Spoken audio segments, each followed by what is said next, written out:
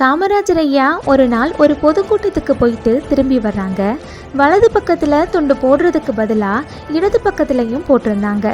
இதை கவனித்த பத்திரிகையாளர்கள், ஐயா துண்டை மாற்றி போட்டிருக்கீங்களே, இதுக்கு என்ன காரணம், எதுவும் விசேஷமா, இதோட நோக்கம் என்னன்னு கேட்க சிரித்தபடியே, அதெல்லாம் ஒன்றும் இல்லைப்பா, சும்மா தான் போட்டிருக்கேன்னு காமராஜர் ஐயா சொல்கிறாங்க.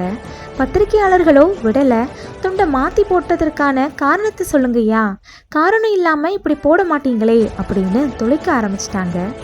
உடனே காமராஜர் ஐயா, ஒன்றும் இல்லைப்பா, இடது பக்கம் சட்டை கிழிஞ்சிருக்கு, கிழிஞ்ச சட்டையை மறைக்க தான் இடது பக்கமாக போட்டிருக்கேன்னு சொல்லி வேணும்னா பார்த்துக்கங்கய்யா அப்படின்னு துண்டை விளக்கி கிழிஞ்ச சட்டையை காமிச்சாங்க. சற்றும் எதிர்பார்க்காத பத்திரிகையாளர்கள் திகைத்து போய் தலை குனிந்து நின்னாங்க. ஒரு தலைவர் கிழிஞ்ச சட்டையோடு வாழ்ந்தாங்கன்னு கேட்கும்போது கண்ணீரை தவிர வார்த்தைகளே வரலங்க. இந்த சம்பவம் உங்களை எப்படி பாதிச்சதுன்னு கமெண்ட்ல சொல்லுங்கள்.